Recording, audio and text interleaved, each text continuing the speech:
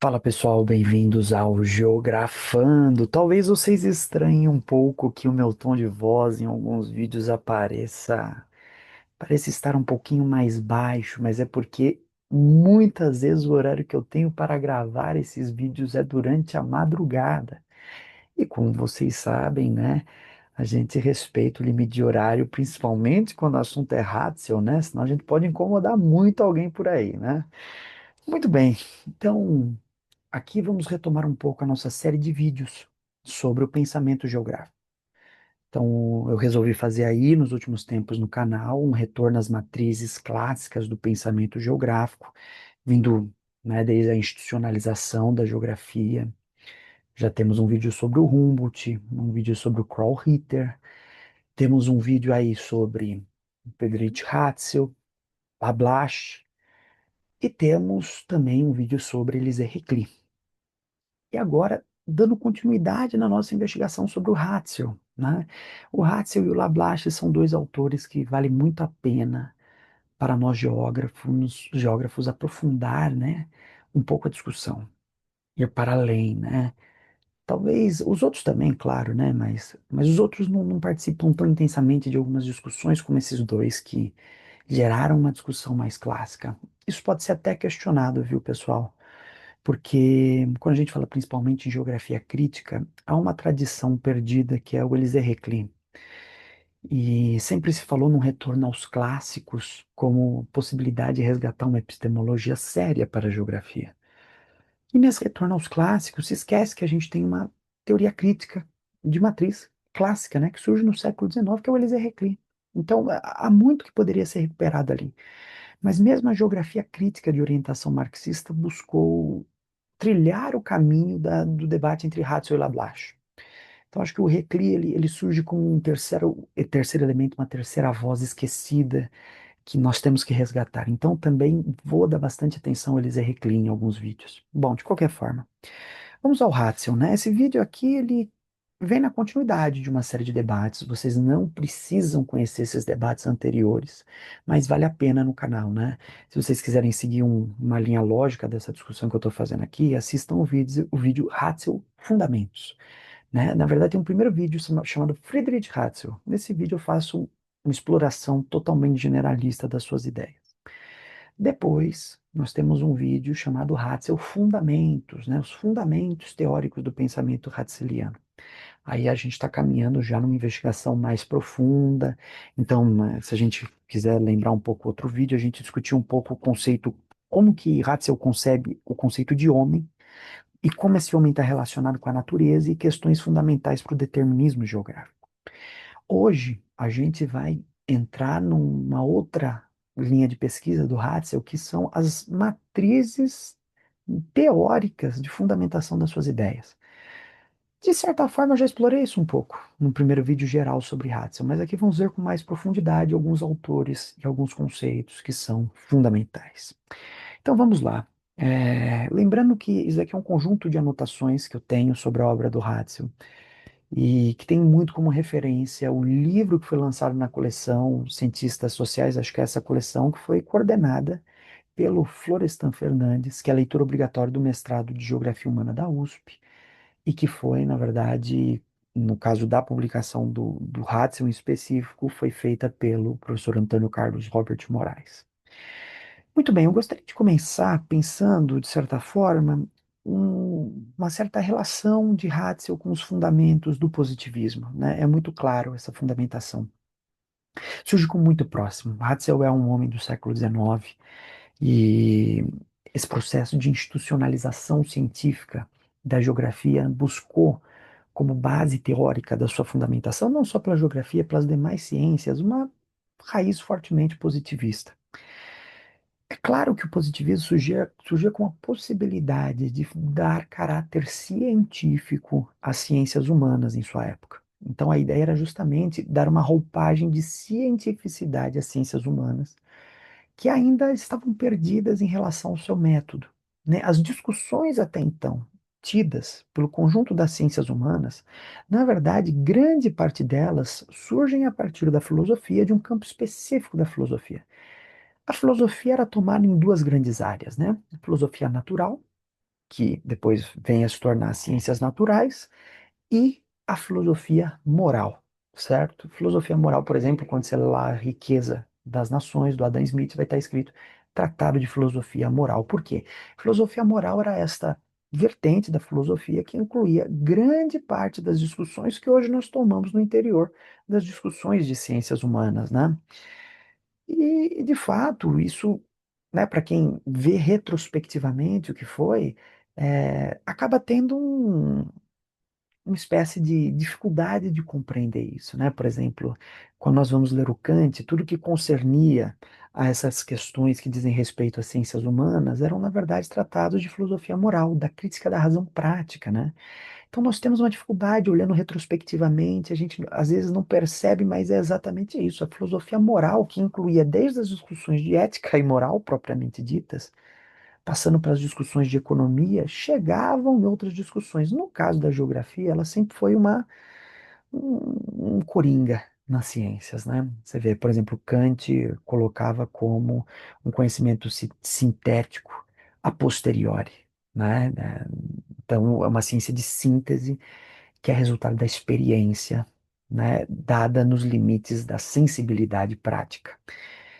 Então, como ciência de síntese, era uma ciência de síntese das ciências naturais, a geografia para Kant. Ratzel tem o grande mérito de dizer não.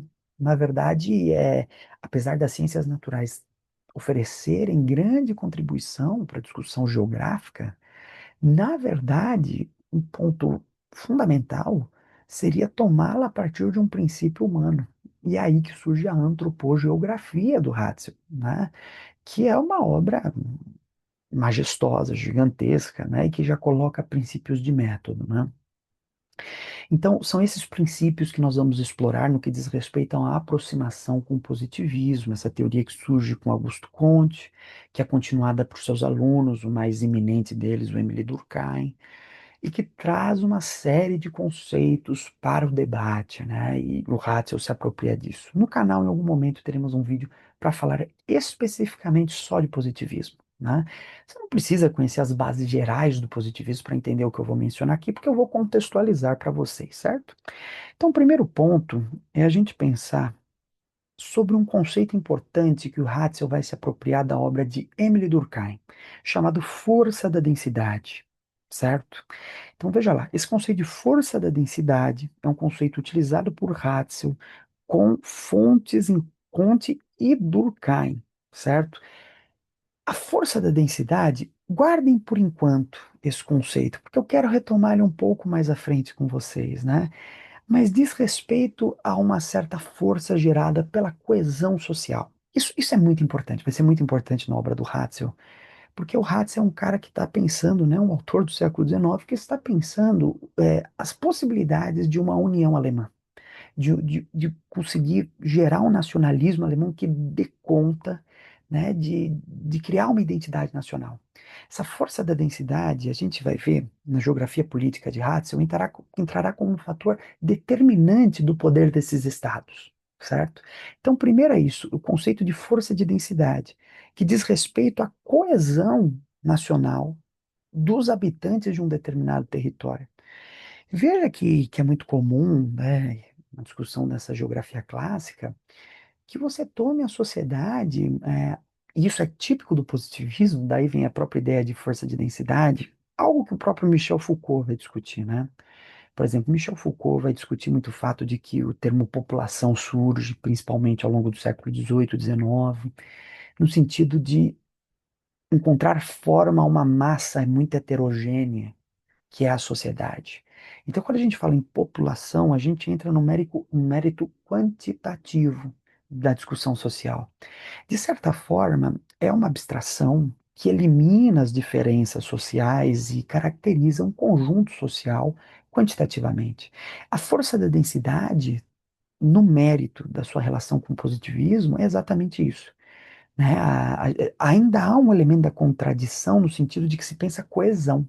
E a gente tem elementos que são contrários a essa coesão e que podem torná-la problemática, certo? Mas há um elemento quantitativo que diz respeito tanto à distribuição de pessoas num determinado território, quanto à densidade demográfica propriamente dita, né? Então, quer dizer, os fatores de concentração e desconcentração populacional, que são questões que dizem respeito à densidade demográfica, entram no sentido de pensar essa força de densidade. Isso é importante, porque Ratzel vai dar muito sentido às forças, né, de um Estado nacional com base na sua população, no seu território. Isso é uma matriz clássica de discussão geopolítica ou da geografia política, né? No sentido clássico era isso. É claro que hoje entra vários outros fatores, a cultura, a tecnologia, né? O soft power, tudo isso. Mas para o Ratzel, nessas matrizes clássicas de discussão, é basicamente isso, né? Mas a gente vai retomar esse conceito. Só estou colocando um primeiro encaminhamento de um paralelo de Ratzel com Emily Durkheim e, portanto, com o positivismo. Vejam só, Ratzel ele vai buscar uma abordagem materialista. A matéria tomada em si mesma. Vejam só, os materialistas, há uma discussão muito importante, né, na filosofia materialista, principalmente ao longo do século XVIII. Os materialistas eles entram muito em choque com o iluminismo. Vejam só, a ideia de materialismo, ela diz respeito a uma discussão que pela filosofia é, busca os limites de uma separação da filosofia com a teoria moral. Então, faz uma separação na teoria materialista dos pressupostos morais, não é? Em relação ao objeto da sua análise. Isso foi muito criticado pelos iluministas, porque para os iluministas a razão ainda estava nos limites de uma discussão moral, apesar de que essa discussão moral surgia desvinculada da igreja, que é o grande questão iluminista, né? Separação de filosofia e religião. Mas a questão moral entra como questão fundamental. Por que que os materialistas separam a discussão do debate moral? Porque eles tomam o objeto a partir da materialidade em si, a partir do fenômeno da materialidade. O objeto ele passa a ser estudado como coisa material. Vejam só, isso diz muito respeito ao que também é o positivismo. A coisa material. A matéria é o objeto que será analisado. Quando a gente pensa a matéria como objeto de análise, isso há um grande enfoque positivista, mesmo nas ciências humanas. Porque quando você toma a coisa como coisa material, nela mesma, você tira o modo como essa coisa é atravessada pelos pressupostos da moral. E quando eu digo pressupostos da moral, eu não estou simplesmente discutindo códigos socialmente estabelecidos de ética. Eu estou falando das questões que envolvem a sociedade num contexto mais amplo. De modo que os materialistas, os filósofos materialistas do século XVIII, são, em grande parte, filósofos dedicados à própria ciência da natureza. São filósofos de uma filosofia mais prática. Existem casos de filósofos materialistas excelentes, o caso do Diderot, por exemplo. Mas não é o caso aqui da gente tomar o Diderot. Eu estou pensando aqui a filosofia materialista com base naquela produção operária da ciência, vamos colocar dessa forma, aquela produção daquele pensador que está ali diretamente relacionado aos problemas práticos. A gente pode dizer que, num sentido geral, os impactos da filosofia materialista para o século XVIII foram muito superiores aos impactos da própria filosofia idealista que se constitui ao final do XVIII e vai para o XIX. Vejam bem, a filosofia idealista do século XIX, elas propõem uma reflexão que, em muitos momentos, apesar de dar a sua importância à sensibilidade, quando eu digo sensibilidade, eu quero dizer aos sentidos humanos de percepção do mundo, a empiria, vamos colocar de uma maneira mais esdrúxula, né? Apesar de que não era exatamente isso, porque está num contexto idealista mais amplo, mas vejam só, Hegel, por exemplo, é um pensador que ele não deixa de fora os aspectos da sensibilidade, é que a ideia e o espírito para ele é mais importante. Mas vejam bem, há todo um conflito ao longo do XVIII, século XVIII e XIX, entre esses materialistas, iluministas, inclusive os idealistas. Então, quando eu digo que Ratzel, ele é um pensador relacionado a essa vertente materialista, o que que nós temos que deduzir disso? Que ele toma a matéria, a sua visão materialista é tomada, muitas vezes, por essa relação com a matéria como efetivamente em sua materialidade, não atravessada pelas questões morais. Daí a própria lógica do positivismo, É o Ratzel colocar que sua obra é neutra, é não ideológica, porque ele toma a matéria como pela matéria. Isso leva a um processo de uma empiricização do mundo, de fato, nesse caso, onde o caráter empírico ele é dado unicamente pelas formas de apresentação da matéria. E vejam só, para os materialistas, inclusive, certas discussões que vinham da filosofia idealista, cuja tradição, grande parte kantiana, colocava uma série de questões que os materialistas começam a considerar como desnecessárias. Por exemplo, o Kant ele tem toda uma discussão kantiana do objeto, né, como coisa em si, e o Kant ele vai diferenciar esse objeto, né, em duas perspectivas. Eu posso tomá-lo no campo do númeno ou do fenômeno. No campo do númeno, o objeto ele é tomado como coisa em si. Ele é a coisa que existe nela mesma, e que, portanto, é inacessível ao homem. Nesse sentido, o Kant ele precisa desenvolver a ideia de fenômeno. E a ideia de fenômeno no Kant, ela vem para resolver um problema epistemológico, talvez até ontológico, dado que é um problema de lógica, né? Porque o fenômeno para o Kant é aquilo que você toma a partir do entendimento e da sensibilidade. O entendimento como a razão pura são as categorias kantianas, mas as duas ou três fundamentais, né? Espaço, tempo e causalidade. Então, se eu tenho um objeto qualquer, eu retiro desse objeto suas características físicas, o que resta deles são suas características puras do entendimento. Se eu tiro sua dureza, suas dimensões, né? Na verdade, sua materialidade extensa, sua cor alaranjada, né? Suas páginas, o que resta desse livro? Resta basicamente o espaço onde ele ocupava e o tempo durante o qual esse objeto existiu. Causa e efeito a gente não precisa investigar aqui, né? Mas basicamente tempo e espaço. Esses são os elementos, tempo e espaço, da razão pura, né? O que demais surge a partir do tempo e espaço são da razão é, pura, mas a posteriori, certo? Então, o a priorismo, né, o a priori, que é o entendimento para o Kant, surge por tudo aquilo que, retirado suas propriedades empíricas, sobra. Espaço e tempo são, então, elementos de uma razão pura a priori.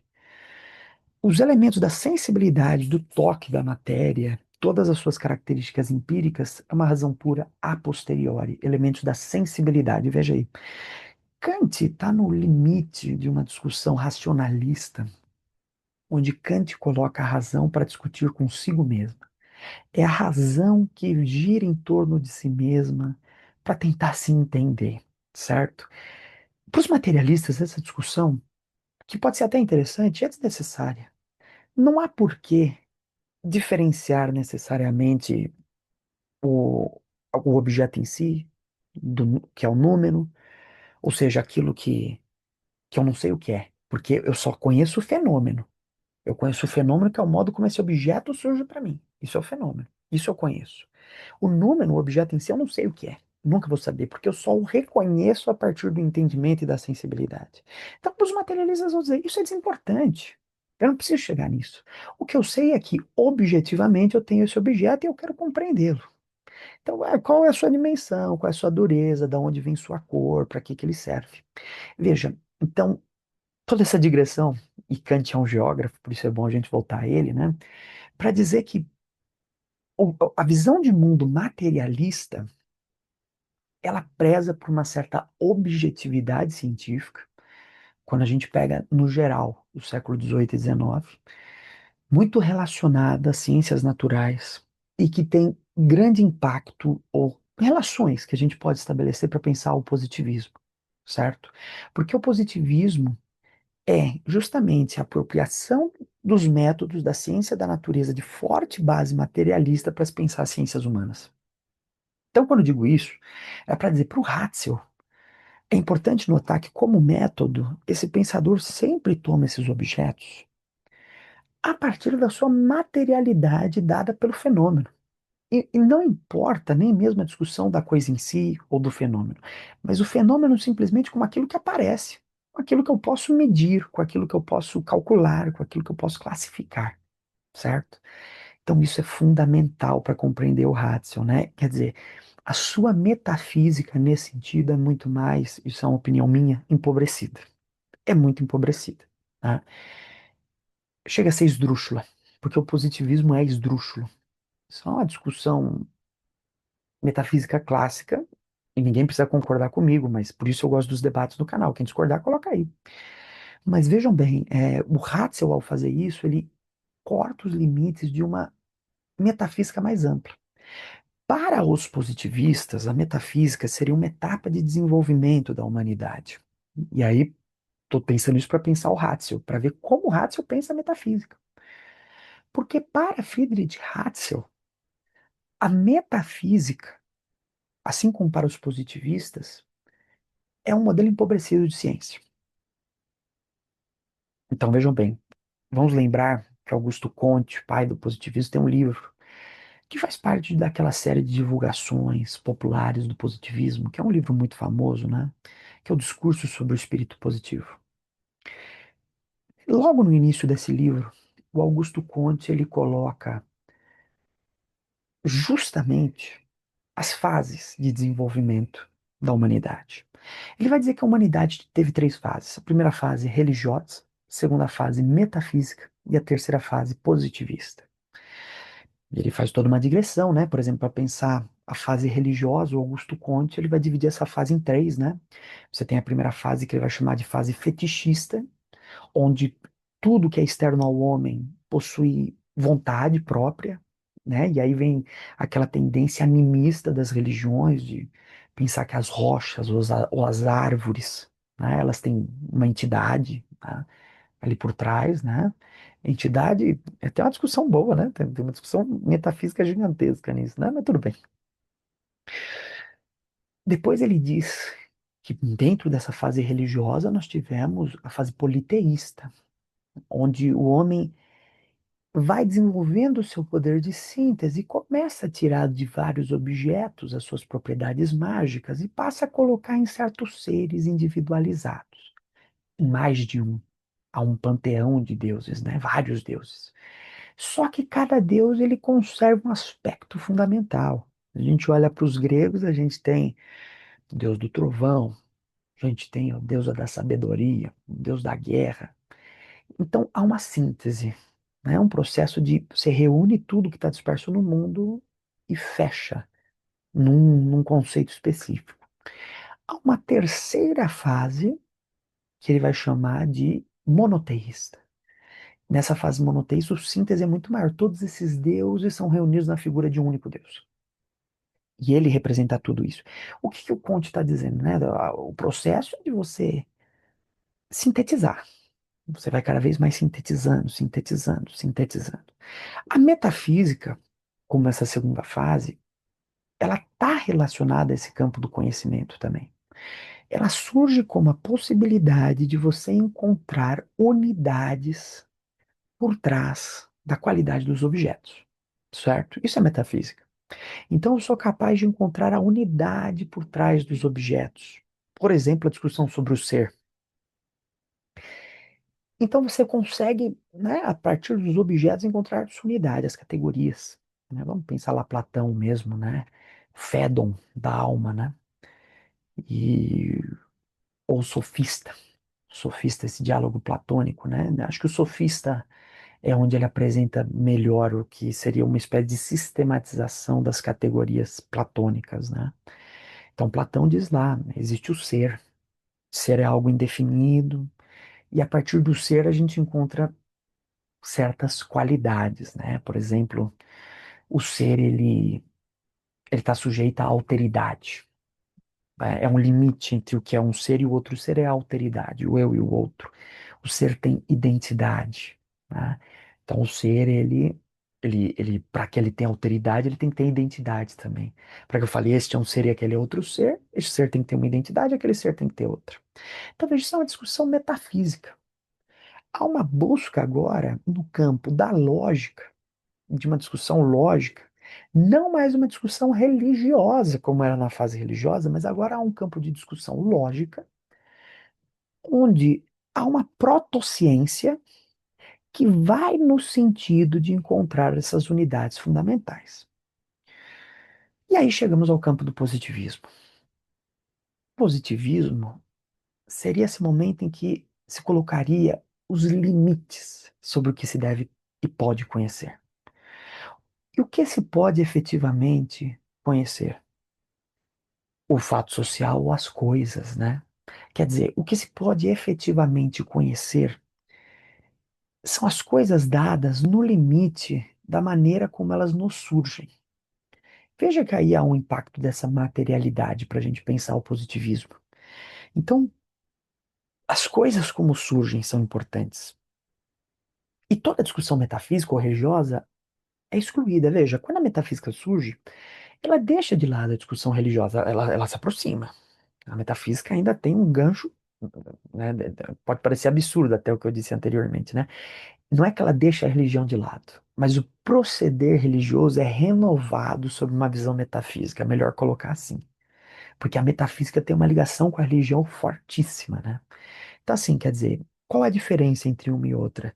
Que da religião, do período religioso para esse período metafísico, e aí eu tô dando a visão do Conte, viu? Nem eu sou partidário dessa visão dele, né? Mas há um processo mais lógico de compreensão do mundo, não é? E quando a gente chega na fase positivista, veja, a metafísica para a religião, ela eliminou aquilo que da religião não era interessante. Ou seja, é eliminado um certo dogmatismo. Vamos lembrar que a noção de dogmatismos vem de uma teoria do conhecimento que pressupõe que o objeto é dado imediatamente ao sujeito. O objeto é dado, é uma revelação, né? Então a metafísica ela coloca em outro campo. Não há uma revelação inicial do objeto, há um procedimento lógico. Por exemplo, Platão vai dar grande fundamentação à matemática para se alcançar o objeto. Quando a gente chega na fase dita já a fase positivista, o que a gente tem, na verdade, é justamente uma certa tendência, então, a delimitar com maior precisão os objetos. Então, agora, o objeto, ele vai ser tomado nos limites do campo do que eu posso conhecer. Então, vejam bem, é a coisa, é o fato social. Então, para o Comte, ele busca destruir a metafísica como um campo ultrapassado, como um campo de discussões intermináveis e até para usar um pouco uma citação filosófica muito importante do David Hume, né? A guerra de todos contra todos. Então ele está dizendo o seguinte: não há metafísica possível, o que tem são os fatos sociais. E como que a gente então se aproxima dos fatos sociais? Classificação. Então a gente classifica, a gente pode classificar, a gente pode medir, a gente pode caracterizar. Podemos chegar até na fase da análise, ou seja, decompor esse objeto para conhecer suas particularidades. Só que esse procedimento, vejam só, ele coloca um limite. Ó. Eu não chego mais nas questões que envolvem uma metafísica no sentido de uma discussão que transcende o objeto. O que eu quero ver é o objeto em si. Eu não vou para nada além do que o objeto que eu estou observando. Se eu vou estudar esse livro, é esse livro que importa. E são os limites do que a sua materialidade me apresenta que vão me conduzir a uma determinada análise. É isso que importa, então, no positivismo. Vejam só, a discussão que fica, que eu acho que é muito clara, é primeiro que o positivismo não destruiu a metafísica. Ele a reformulou. Eu acho completamente impossível qualquer investigação filosófica sem metafísica e científica também. Que a metafísica sendo o campo da busca da unidade, isso é típico da modernidade, né? Uma razão que surge no mundo, que o sujeito busca se apropriar através dos objetos. Isso é o Descartes, né? Surge uma razão no mundo e o sujeito, como subjectum, né? Ele quer se apropriar dessa razão. Existe uma razão universal que está incluída no sujeito e nos objetos. E o sujeito quer se apropriar dessa razão universal nos objetos, ou seja, os objetos não, eles nos surgem como absolutamente distintos. E eu não posso pegar todas as amostras de granito que existem e tentar pensá-las individualmente. Eu preciso de uma generalização. Essa generalização já é um processo metafísico. Por isso que a metafísica é inescapável. O problema é que desde sempre se buscou relacionar a metafísica com religiosidade. E não é a verdade. O campo metafísico é muito mais amplo. Então, o que que tem que ser colocado aqui em relação ao Ratzel, né? Que é o ponto que a gente está discutindo do materialismo e do positivismo nessas matrizes de influência. A busca positivista de tomar o objeto como coisa em si empobrece o sistema metafísico. É uma metafísica empobrecida. Portanto, o que Ratzel busca fazer ao longo de sua obra, de maneira exaustiva até, classificar, medir, e há um nível metafísico de fato, porque ele propõe conceitos. Então, ele propõe conceitos, ó. Eu posso analisar isso, analisar aquilo, considerar isso uma generalização. Então, quando ele propõe o que é o homem, ou o que é a natureza, ou a noção de relação entre homem e natureza, são conceitos construídos de forma metafísica. Só que para o Ratzel, essa metafísica desaparece pela sua objetividade positivista. Então, o que para os positivistas garantiam que a metafísica fosse destruída era justamente a objetividade positivista. Uma objetividade que era dada nos limites de uma separação do campo moral com o campo de investigação. Isso a gente viu já dos materialistas, é uma forte influência. Uma objetividade que é dada pela neutralidade diante do objeto. Você toma o objeto de maneira neutra. Uma objetividade que é dada nos limites da matéria do objeto. Ou seja, os conceitos que vão me interessar aqui são os conceitos que são construídos unicamente a partir dessa materialidade do objeto. O que eu posso observar, medir, só isso. Então, é uma metafísica chapada no objeto, né? Os limites da minha metafísica são os limites materiais do objeto. Isso conduz a uma mecanicização da realidade. A realidade surge de maneira mecanizada, não é? Como isso a gente vai ver no rádio, é importante também, como causa e efeito mecânicas, né? E isso é a base da expressão de uma ciência natural. Tudo que eu falei aqui para vocês, se vocês pensarem a física moderna, vocês encontrarão paralelos, apesar de grandes discussões. Porque vejam, até mesmo na passagem das ciências naturais para as ciências humanas, pelo viés positivista, e eu acho que vocês já notaram que o meu vídeo aqui é para fazer um verdadeiro ataque ao positivismo, que eu acho que é uma perda de horizonte de análise, né? Veja, as próprias ciências naturais, elas estão no interior de uma lógica que não é simplesmente material. O Heidegger vai colocar muito bem isso quando ele diz que a revolução na física se dá pela matematização da física. A física, ela passa a ganhar seu aspecto revolucionário nas figuras de Galileu, Newton, Copérnico. Isso o próprio Kant observa, né? No prefácio, segundo o prefácio, a crítica da razão pura. Ganha essa materialidade, ganha essa matematização, né? Ela vai surgir a partir da figura desses autores, a partir de uma reformulação no campo da experiência científica. Ou seja, como que funciona o experimento científico a partir da revolução na física com Copérnico e Galileu e Newton? O que você faz é criar leis, pressupostos, e a experiência ela surge para validar ou contradizer essas leis ou pressupostos. Ou seja, as leis e os pressupostos vêm antes do experimento. Isso é a matematização da física e da matemática em si, que já funciona assim, né? A revolução na física é esse processo de matematização. Então, eu espero que o objeto vá reagir segundo isso que eu imputei que ele vá. E ele pode não reagir assim, contradizendo o experimento.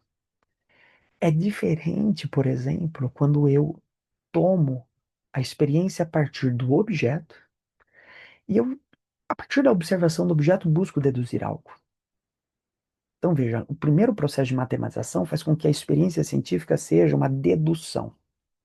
Eu vou do geral, de leis, ou seja, né, de leis e hipóteses, para o específico, que é comprovado pelo experimento. É diferente quando eu vou simplesmente do experimento, e aí é uma perspectiva do David Hume, né? Eu parto do experimento em si e eu busco generalizar isso, e eu não consigo. Esse é o impasse do David Hume, né? Eu não consigo, eu não posso dizer que sempre vai acontecer da mesma forma. É o hábito que surge lá no Hume, né? Enfim, essa discussão é muito importante para a gente entender que as ciências naturais, no que diz, por exemplo, respeito à física, influenciam de certa forma também as ciências humanas num positivismo que, apesar de ser específico, né, ele conduz justamente, né, e aí que está a sua contradição metafísica, né, a formulação de leis. Mas vejam, são leis que são dadas nos limites da materialidade dos objetos. Então, o positivismo, é claro que ele nega a metafísica no sentido de que ele propõe uma objetividade. Eu não vejo qualquer negação nisso. Essa objetividade, para mim, está dentro do campo da metafísica. Mas o positivismo, né, considerava que escapava da metafísica, sim, por essa objetividade. E construía, a partir dessa subjetividade, leis. Então, é preciso notar, né? Isso vem para as ciências humanas um pouco mais empobrecido, porque o objeto é diferente, mas é preciso notar que o positivismo nas ciências humanas busca criar leis. Então, ele busca criar leis, tem que criar uma lei de funcionamento da sociedade, que são as leis como são criadas no campo das ciências naturais. E essas leis muitas vezes surgem com esse caráter de algo que eu coloco diante de uma experimentação científica, e aí vem a pesquisa. Eu considero a lei e eu investigo se na realidade essa lei pressupõe e sustenta essa lei que eu criei anteriormente. É uma característica, então, de uma matematização das ciências humanas também. E vejam, o marxismo, por exemplo, já vai ter uma relação um pouco diferente. Mas isso é um outro debate. O que é importante notar é que, para o Ratzel, do positivismo e do materialismo, ele pega um conjunto de noções. Do materialismo, separação da discussão entre matéria e moral.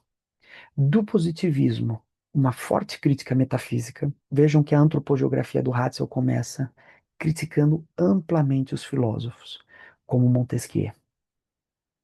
Então há também uma crítica da metafísica, há uma crítica, portanto, que inclui também a religião, indo caminhando também agora para um aspecto positivista, dois aspectos positivistas centrais, que é a objetividade, ao mesmo tempo em que se tem a, a objetividade e a neutralidade diante do objeto, certo? O objeto tomado pela sua matéria, como objetivamente, e uma neutralidade, justamente porque a moral não é colocada diante da análise do objeto. Por fim, a criação de leis. E como essas leis se inserem na análise da existência dos objetos, a partir de uma espécie de matematização das ciências humanas, que coloca diante das suas análises, diante das suas pesquisas, a confirmação de suas leis. As leis surgem e as pesquisas vêm para sustentar essas leis. Vejam, isso é problemático na medida em que, se a pesquisa surge para sustentar a lei que eu criei, é claro que o que eu vou observar no mundo são os aspectos que me dizem respeito unicamente a essa lei.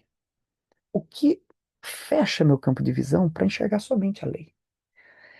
O contraditório pode vir contra essa lei, certo? Só que é claro que quando eu coloco na intenção da minha pesquisa comprovar uma lei, o contraditório fica num segundo plano. É um problema, certo? Ou seja, o campo do marxismo se abre para uma cientificidade muito maior na medida em que a contradição é tomada cientificamente. E a contradição, ela determina o objeto. O meu objeto não é tomado a partir de uma lei que eu tomo como universal, mas as leis parciais, porque históricas e geográficas, que eu descubro no funcionamento da sociedade, são atualizadas constantemente pelas contradições que eu encontro nesse objeto. Então, o positivismo, essa análise conduzia à formulação de uma lei universal, conduzia à formulação de uma lei objetiva, o que não está fora do campo da metafísica. E o marxismo deixa essa lei mais aberta. É um contraponto para a gente fazer em relação ao Ratzel. Bom, pessoal, é isso. Discussão aí de peso. Discussão filosófica, né? Mas hoje, basicamente, a gente viu com matrizes do pensamento do Ratzel, o materialismo e o positivismo, que são muito importantes para a gente entender esse autor, né? Na próxima vez que nos encontrarmos para conversarmos sobre o Ratzel, que será quando Deus quiser, nós continuaremos, né? Mas é interessante a gente. Eu vou ler aqui uma última anotação para vocês, né? Já colocando algumas questões, né? Que o Ratzel tem uma abordagem materialista, a matéria tomada em si mesma, e o Ratzel não é dialético nem histórico. Seu pensamento se reduz a um materialismo de base, com um empirismo chato, tomando a matéria por sua objetividade imediata e não considerando seus usos e formas de apropriação. Assim sendo, mesmo tomando a matéria para explicar a base da construção da necessidade social em seu desenvolvimento produtivo, a matéria se reduz a mero recurso, onde contradições não são exploradas. Assim, apenas uma tentativa mecanicista e não dialética para tentar explicar a história, certo? Muito bem, essa é a primeira parte. No próximo vídeo eu retorno falando um pouco do positivismo. Veja que não esgotamos aí. Precisamos falar da causalidade. Precisamos falar o que é o método único dos positivistas. Como isso influenciou o Ratzel na noção de descrição, comparação e classificação. Discutir um pouco mais o que é o método indutivo, não é?